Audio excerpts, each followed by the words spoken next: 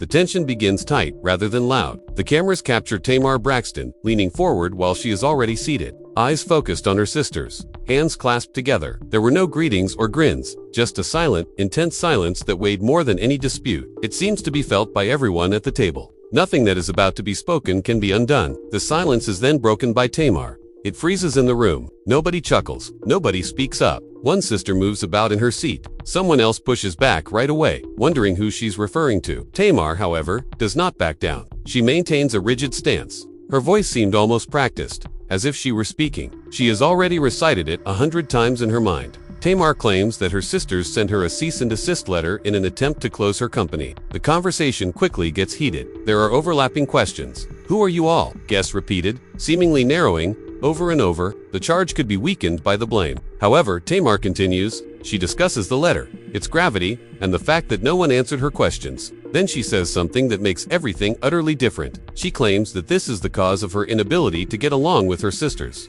Not envy, a television drama on personality conflicts. The catalyst for the cease and desist movement is tomorrow. The stop and stop. What is that about? Oh, you mean that, as the drama plays out, there will be family fallout. As usual, the internet does what it does. Clips of the altercation begin to circulate online within minutes. After slowing it down, seeing it again, and analyzing the text, a more sinister theory starts to emerge. One that transcends both family and legal writings. Silence is impossible. It turns into the point of gravity. Everyone wants to avoid it. Everyone tries to make it softer. The line is held by Tamar though. Then the words get confused and jumbled. She refers to it as a cis and decease. Half incredulous, half insulted, the others hesitate. However, the gravity of her meaning is evident even in her mumbled delivery. She is referring to an unlawful WAPANA, cease and desist order that her own family reportedly used to silence her. When it comes to the legal phrase, cease and desist, Tamar falters. Give me the fortitude. Provide the fortitude. Creating controversy and ridicule on the internet. The audience is not giggling. They're breaking it down. Comment sections claim that the misstep simply adds to its authenticity. She wasn't acting. She was hurt, upset, and angry. Hurt people don't talk like lawyers. They talk like helpless victims. She poses the inquiry at that point. No one responds. Does anyone else find a stop and desist to be significant? The ensuing silence is instructive rather than meaningless. According to Tamar, the sisters' split is actually caused by the cease and desist. Tamar continues by saying that there was more to this legal threat than meets the eye. Their entire family disintegrated as a result of that. For months, the rift has been transforming spectators into detectives. Get some heavyweight months that supposedly began with a confidential legal threat.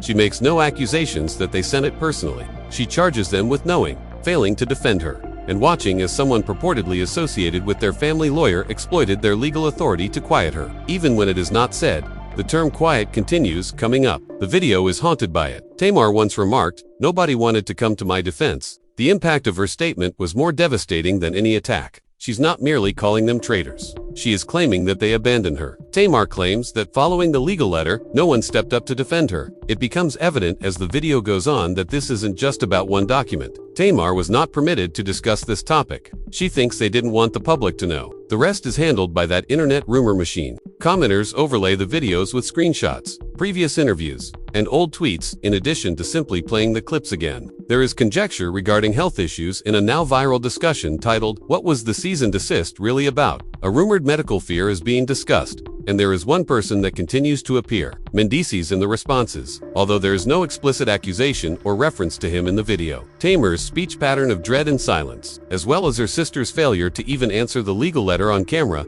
have people believing that there is a plot. It spreads like wildfire. One viewer says, if the cease and desist was about preventing her from saying something harmful, what if it was about who gave her HIV? Tamar's voice barely crackles as she goes on, remaining composed but suddenly brittle. She no longer has faith in her. She has lost her patience. Even now, when one of her sisters tries to disassociate herself from the legal action, they dodge the elephant in the room. Tamar applies more pressure. "He got my address from one of you." Everything changes at that time. She doesn't identify him, but it says a lot that she didn't even have to explain. According to Tamar, someone provided the lawyer who sent the letter with her address. The topic of discussion has shifted from business, shows, and filmmaking. It has to do with a privacy violation. She claims that a member of her own family provided a lawyer with her personal information, which was used to silence her. Why would a family member go to such lengths? What did Tamar say, or was planning to say, that made sibling loyalty less valuable than legal silence? One of the sisters attempts to turn everything off in the last few minutes of the video. "Tamar, don't go with me. Avoid being with Tony.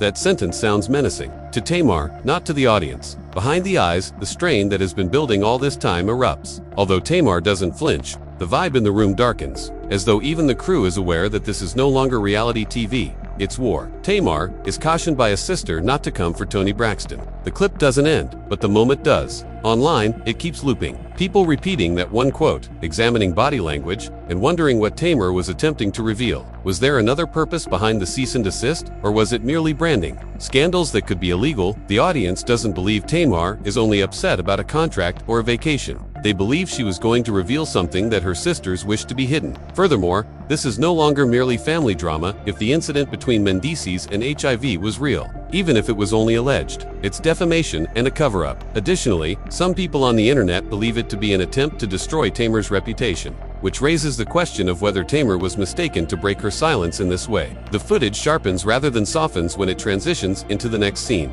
Even though Tamar's voice is shaking, her accusations are intentional silence from those who once professed to love her is turning into something far more deadly than the messy fallout over a cease and desist. And as Tamar reiterates her assertion, it is that quiet that keeps people wondering. He got my address from one of you. It doesn't explode in the room. It becomes frozen. It's the kind of silence that only occurs when someone hits the same nerve that everyone was avoiding. Just deflection, no apology, no denial. You guys attempted to shut down my whole company. She repeats it. It was a deliberate attempt to silence her, not hurt sentiments. And online theorists become more interested the more she reiterates that argument. Someone is accused by Kmart of attempting to send a court injunction to ruin her business. There is no need to verify the internet. Patterns are necessary. Additionally, viewers detect more than just sadness in Tamar's voice. They hear betrayal and desperation in YouTube breakdowns and Reddit conversations. There is only one question. What could Tamar have said that was so risky? Her own family would rather ruin her company than allow it to become public knowledge. The oldest and most well-known name in her family is then thrown into the flames by Tamar, perhaps out of sheer defiance. Toni Braxton has never supported you. It's more than just a call. A rupture has occurred. According to Tamar, Toni Braxton never stood up for her. Toni has long been viewed by the general public as the image protector and polished matriarch. Instead of being a spectator, the untouchable figure was now being drawn straight into the action. Viewers started to question whether she was the one calling for the silence or if Toni was a part of it. Just a quote turned into a lightning rod. Toni was instantly defended by some. Others cited years of passive tension, subtle shadow, and old interviews. Kate, though it wasn't simply what Tamar said, she said it that way. This was no phony TV drama. The camera wasn't the reason she was crying. She had no desire to gain favor. One by one, she was calling out names, and the mood in the room broke as the pressure from her remarks increased. One of the sisters attempted to change the story. Toni received Braxton. Toni, it sounded defensive, almost contemptuous. Tamar, however, did not recoil. She intensified her efforts. No, Toni Braxton will never support you. She reiterated her opposition to Toni. Things began to go south on social media at that point. Theories poured into time. According to commenters, they now think Toni was complicit in stifling the truth. Others asserted that no one paid attention to Tamar's warnings years ago. Others, however, concentrated on the cease and desist, speculating that business was never at stake, or branding, but rather preventing Tamar from disclosing a private relationship that might have resulted in something permanent, something transformative. The tone was new, but the rumors weren't. This was no longer gossip. It was both personal and lawful. Doma had previously stated that she is a singer and promoter. Her ability to be seen and heard is crucial to her business. Therefore, a cease and desist has an economic impact in addition to being a paper hit. A Mazul, and if it was even remotely connected to a public health problem, such as HIV, as comment sections conjectured. The ramifications were then devastating. The cease and desist was not about a contract. According to one of the most widely shared fan theories on the internet, it had to do with exposure. Tamar was aware of something. They went into a panic.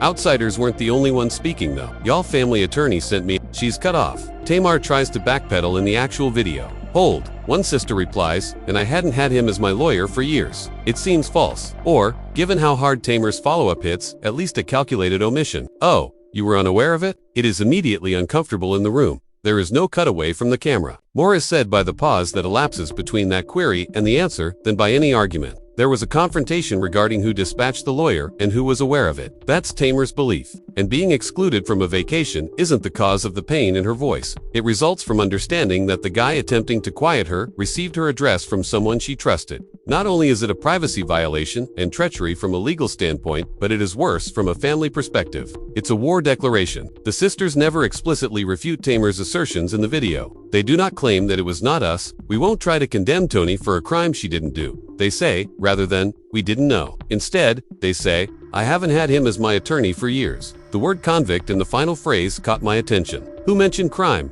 The sister used the word, even though Tamar didn't accuse Toni of a crime, which raises the question of what crime she was thinking about. Because when individuals are innocent, they focus on the truth rather than guilt. And an online flood was started by that point. People started going over old court records, dates of alleged relationships, whispered incidents, canceled appearances, timetables, and even HIPAA rumors.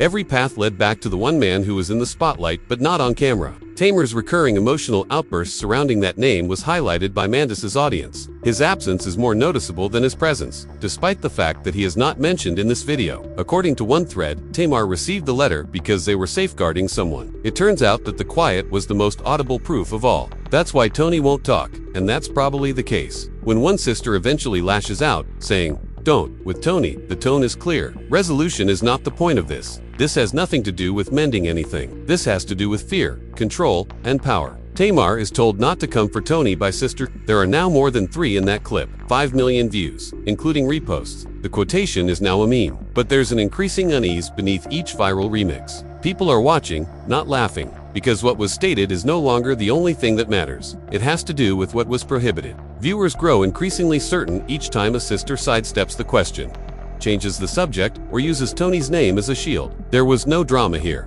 There was no miscommunication. It was a cover-up. It took a lone lady standing by herself with nothing to lose to ultimately break apart one that was so tightly wound in quiet. The altercation no longer feels like a family dispute by this time. It's like being exposed. Not because new information is emerging, but rather because the answers or lack thereof have started to speak for themselves. Tamar is no longer seeking approval. She has no intention of convincing anyone at the table. What occurs when she speaks, and when she doesn't, is being recorded. Every pause is captured on tape. Every deviation seems deliberate, and the stillness grows heavier as it goes on. Viewers are particularly struck by how rapidly the discussion shifts from what transpired to who is permitted to talk. It doesn't seem like a sincere effort to understand when you keep asking to know who you are. It has the sensation of a strategic error. Tamar is forced to isolate a name in order to shut it down because of the accusation fragment. Tamar doesn't, however, isolate. She makes generalizations. By doing this, she maintains the appropriate level of pressure on the group's behavior. She reiterates the fundamental assertion that a cease and desist letter was sent, that her livelihood was impacted, that her address was disclosed without her permission, and that nobody phoned, spoke out, stood up for her, or sought her opinion during all of this. The room reacts with containment rather than facts. A sister claims at one point that they were unaware of the letter. Another opposes the lawyer's participation. Someone declares that Toni won't be found guilty of a crime she didn't do. There, the word convict lingers, strangely defensive, strangely specific. Although it doesn't align with Tamar's accusation, the fact that Tamar didn't make any criminal accusations shows where their thoughts are. She accused them of being silent, and power combined with silence can be equally harmful. The sisters never request to view the document. As viewers observe, they never inquire as to what it says. They never ponder the repercussions or the timing. Instead, they concentrate on establishing plausible deniability and removing themselves from accountability. Yes, no specific individual is mentioned. Resolution isn't it. It's risk control. On the internet, at this point, the story transitions from response to inquiry. Commentators begin mapping behavior instead of disputing over tone. They point out that people often overcorrect, providing timings, specifics, and evidence when they feel wrongfully accused. This is the answer is the reverse. Then there's the way Toni's name alters everything. Vague, protective, guarded, the energy rises, voices become sharper, boundaries are set, and the message is made clear each time Tamar brings up Toni. Certain topics are forbidden. Furthermore, the entire family is not protected by that barrier. One individual is protected. 2 people watching. This disparity is significant since Kane's name wouldn't be radioactive if the problem were just a commercial misunderstanding. There would be indignation rather than silence if the stop and desist was a renegade action by a detached lawyer. Tamar is cautioned, not corrected, nor soothed. If she were exaggerating, someone would say, so clearly, firmly on camera. But none of that happens. Instead, the conversation tightens. Warned that warning turns into the point at which the accusations mentioned in the title become beliefs based on behavior observation rather than actual facts. The internet can guess without evidence. Patterns are necessary. Additionally, readers have pointed out that this pattern implies that Tamar was under pressure to keep silent about something extremely personal, potentially harmful, and possibly related to someone outside the family. It is not the video that introduces the name Mendeecees into the discussion. According to viewers, the timing seems strange. They indicate how strong the reaction was. They cite the legal strategy. They highlight how the family disbands as soon as Tamar gets too close to unidentified information. They further inquire as to whether the purpose of the cease and desist was to prevent Tamar from discussing an alleged affair or anything related to it. Nothing in the video supports this. Tamar never identifies herself as HIV positive. So the response to the rumor, particularly the failure to address it, becomes the plot. She never claims to have received anything from anyone. Mendeecees is never named. However, the accusation in the title reflects what viewers claim they overheard. Fans' perception that Tamar was held accountable, humiliated, or silenced due to a purported relationship-related health problem, and the family's reaction was recorded. Threatening someone from a distance doesn't change that belief. Rather, it intensifies it. Viewers witness a family demanding control and a woman demanding transparency. They witness a legal document being used in place of a dialogue. They witness fear when specific names are uttered and an urgent warning, as though the stakes are much higher than the performance. The video keeps playing online because of this. It is restrained, not because it is noisy. It feels genuine, not because it's dramatic. Tamar maintains a consistent attitude throughout. She is not a beggar. She doesn't get angry. She doesn't make threats. She repeats what she says. She records, and viewers can see why she wants it to air on national television. Because the only witness she has at the moment is television. Access may be governed by the family. They might have power over solicitors. They have no control over what the audience sees, even though they might control silence. Based on innumerable responses, is a family more focused on putting an end to a story than facing reality?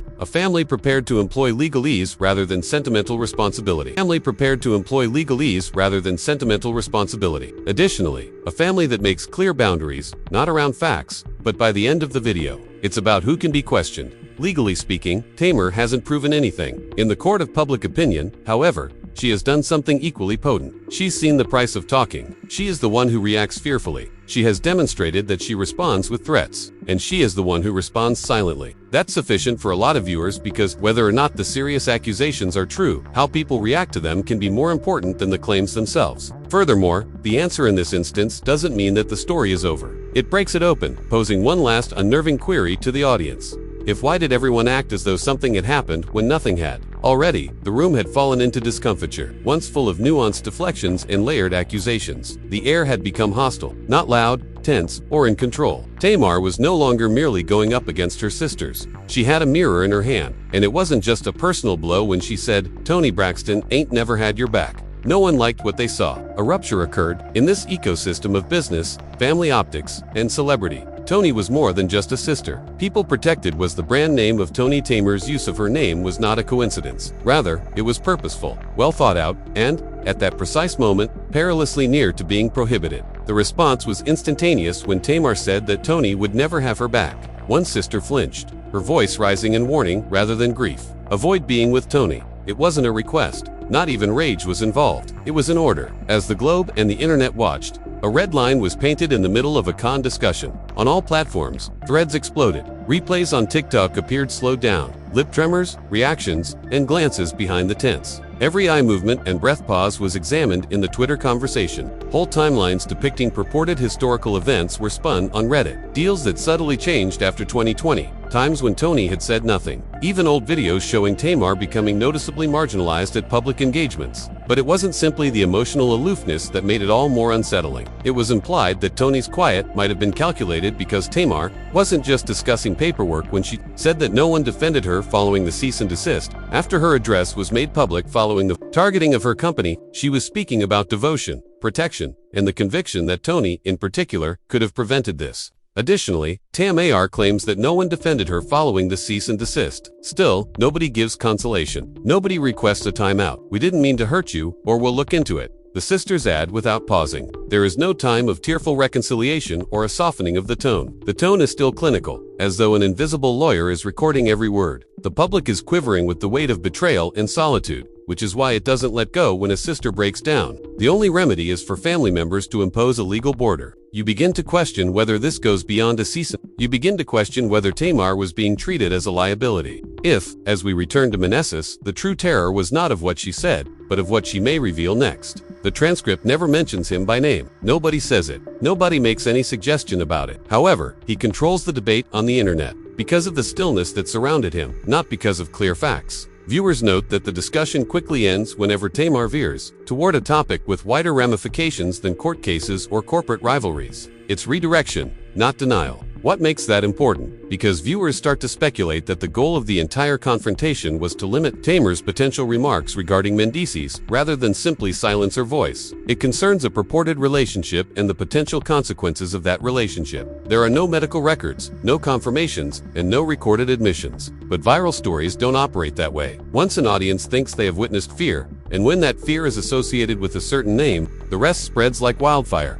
Calm. Instagram captions from prior seasons are retrieved by commenters. In retrospect, previous interviews seem abruptly colder. The internet doesn't forget. Additionally, when kids recall more, Tamar's tears are reframed as less dramatic, but as proof of a reality that is too risky to mention. The quietest, but most frightening moment then arrives. It's neither a breakdown nor a shout. At that moment, Tamar organizes her emotions and says, "Give me the strength. Get the strength." Pleads for strength not for her sisters to listen, nor for producers, but for something invisible to keep her afloat in a setting that is meant to shatter her. That statement has a different impact when interpreted through the suspicions of the internet, because if Tamar as the audience interprets it as the moment she nearly loses her composure but doesn't, the moment she nearly says the one thing they've all warned her not to say but pulls back, and the moment she nearly leaves but decides to record the silence, if she is truly carrying something unspeakable, something connected to an intimate betrayal and a lifelong health implication, then the moment isn't just exhaustion, it's survival. Tamar loses this exchange.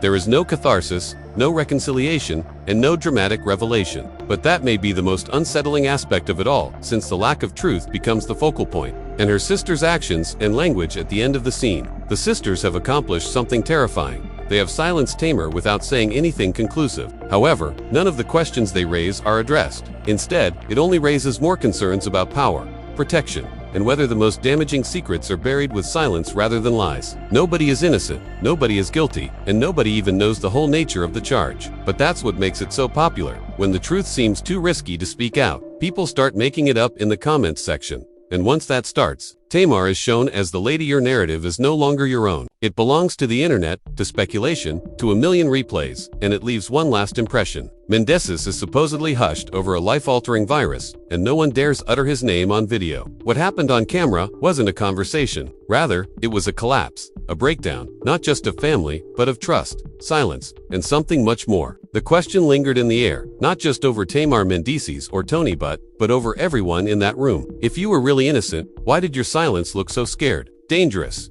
Containment. Her sisters reacted with dread, legal boundaries, and redirection. Furthermore, Alandis's name was never mentioned. Tamar expressed too much without expressing everything. We want to know what you think. Was this a veiled whistleblower moment or an emotional breakdown? Was Tamar unraveling in an attempt to protect herself before the repercussions became deadly? Did the cease and desist represent more than just a commercial dispute? And most importantly, who knew what and when? This isn't just a family scandal. If what people are muttering is even half true, leave your theories in the comments section below. Scroll back, rewind the clip, slow it down. What are we missing? But if you believe this is the end of the story, think again. To cover click subscribe to activate alerts.